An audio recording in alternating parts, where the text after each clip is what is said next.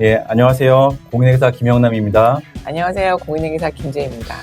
자, 최근 대규모의 횡령 사건으로 인해서요. 부정 및 내부 통제와 관련된 이슈가 이제 매우 뜨겁습니다. 자, 그러면 내부회계 관리 제도는요, 이러한 사건들에서 어떠한 좀 관점들을 갖고 있는지, 그리고 우리가 어떻게 좀 준비를 하면 이러한 사건들을 좀 대비할 수 있는지에 대해서 인사이트를 드리는 시간을 지금 4회에 걸쳐서 알아보고 있습니다. 자, 이번은 세 번째 시간으로서요, 부정 위험에 대해서 알아보도록 하겠습니다.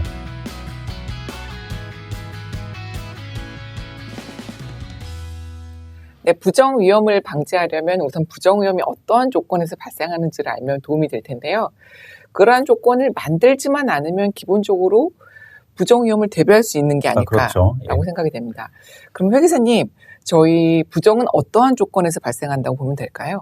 자, 아주 이제 쉽게 생각해서요. 이제 부정 위험은 이제 화재가 발생한 조건과 이제 유사하다 이렇게 보시면 되겠습니다. 그래서 아마 작년에 덕평에 있는 이제 쿠팡 물류센터의 대규모 화재 사건들을 좀 기억을 하실 텐데요.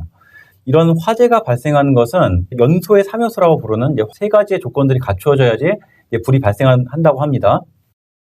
그림에서 보시는 바와 같이 이제 산소, 스파크, 연료 이 세 가지의 조건이 동시 같은 시간대 혹은 동소 같은 장소에 이제 존재하면은 화재가 발생할 수 있는 가능성이 굉장히 높아진다고 합니다. 그래서 자, 소방서에서 이제 이렇게 화재가 발생했을 때는요, 여러 가지 조사들을 하잖아요. 그래서 이러한 불의 3요소가 이제 같이 존재했는지 이제 이런 것들을 이제 살펴보는 것으로 보시면 되겠습니다. 군대 가면 화약고라는 데가 있습니다. 그래서 화약고는 아무래도 이제 화재가 발생할 수 있는 화약들이 많지 않겠습니까? 그렇기 때문에 라이터 같은 이제 그 발화원들을 별개로 이제 분리를 해가지고 이제 이렇게 보관하는 이제 기본적인 내부 통제를 좀 갖고 있는데요. 자, 이런 부정 사건도 이제 이와 동일하다고 좀 보시면 되겠습니다. 그래서 부정 사건은 연소, 스파크 그리고 산소와 관련된 연소의 3요소가 있으면 이제 화재가 발생할 개연성이 높아지는 것처럼요. 자, 부정에 있어서도 압력, 기회, 이 합리화 이 세 가지가 있으면 그 부정이 발생할 수 있는 개연성이 높아진다. 이게 같은 원리로 좀 생각을 하시면 되겠습니다.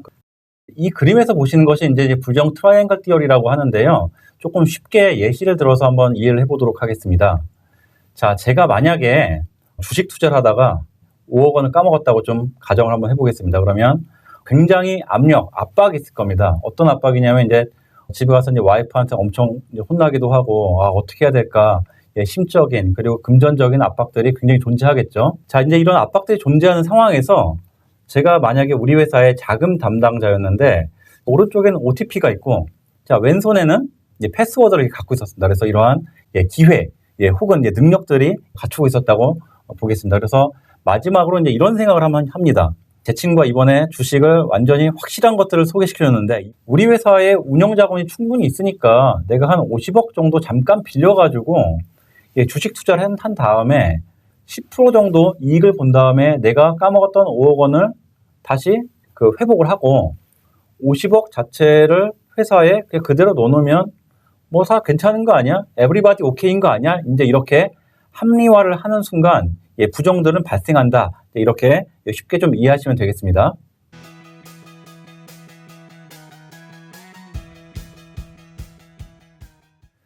자, 김재희 회계사님, 제가 간단한 좀 사례를 좀 갖고 쉽게 좀 말씀 좀 드렸는데요. 그럼 이 부정 트라이앵글의 기회, 압력, 합리화에 대해서 조금 더 구체적인 내용들을 좀 설명을 해주셨으면 좋겠습니다. 네, 조금 전에 김영남 회계사님께서 압력, 기회, 합리화에 대해서 아주 간단한 예를 하나 들어서 말씀을 해주셨는데요. 자, 각각에 대해서 조금 더 자세하게 설명을 드리도록 하겠습니다. 일단 압력이라고 하면 의무를 위반한다거나 개인적인 실패를 겪는다거나 사업의 좌절, 소외, 지위, 불합리한 노사관계, 실적 압박 등 사실 저희 주위에도 굉장히 많이 찾아볼 수 있는 그런 사례들이 굉장히 사례들이 많죠. 개인적인 실패나 사업에 대한 좌절 이럴 때에 굉장히 많이 발생하는 것으로 많이 알고 있습니다. 네. 그런데 아시다시피 이런 압력이 있다고 해서 항상 부정이 발생하는 건 아닙니다. 이 압력이 있고 여기 또 더불어서 기회 그리고 합리화가 다 붙여지게 되는데요. 기회 같은 경우에는 저희가 일반적으로 저희 내부회계 관리 제도 관점에서 보자면 내부 통제 부재, 그리고 부정 행위에 대한 무징계, 그리고 정보 접근 권한이 제대로 통제가 되지 않는다거나 무지, 무관심, 무능력, 그리고 감사 증적이 결여가 돼 있다거나 라는 것을 저희가 기회라고 보고 있는데요. 다시 한번 저희가 좀 간단하게 설명을 드리면 기회 중에는 저희가 내부 통제가 없는 것 그 자체가 결국 기회가 될 수 있다라고 보시면 될 것 같습니다. 자, 그리고 마지막으로 저희 합리화가 있는데요. 이 부분이 굉장히 중요합니다.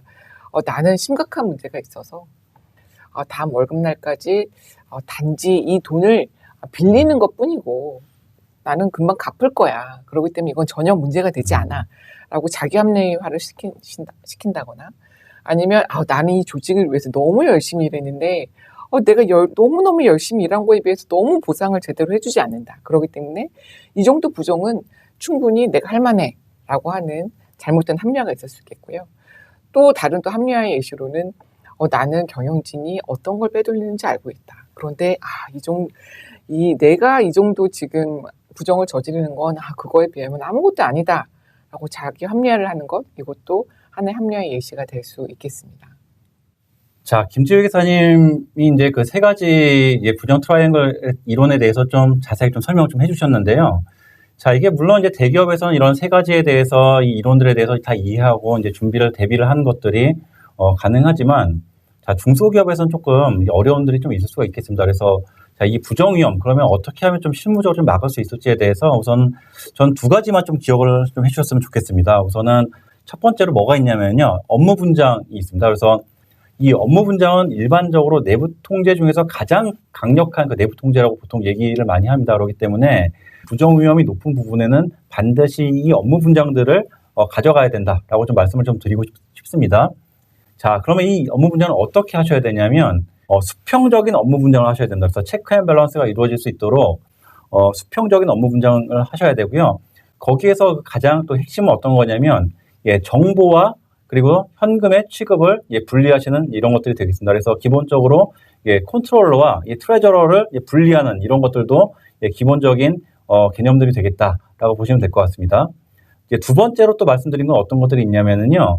그 내부 감사의 실질적인 그 활동입니다. 실제 코스닥 회사의 작은 회사들은 그 감사님들이 존재하시는데 서류로만 존재하시는 회사가 굉장히 많이 있죠. 그래서 실제로 이 내부 감사가 업무를 수행하지 않으면 결국에는 바늘도둑이 소도둑이 된 것처럼 걸리지 않을 수 있다라는 이러한 심리적인 자유로움은 큰 부정 사건들을 만들어내는 원리로 작용하기 때문에 반드시 내부 감사의 기능들을 충실하게 수행하시기를 좀 권고를 좀 드리도록 하겠습니다.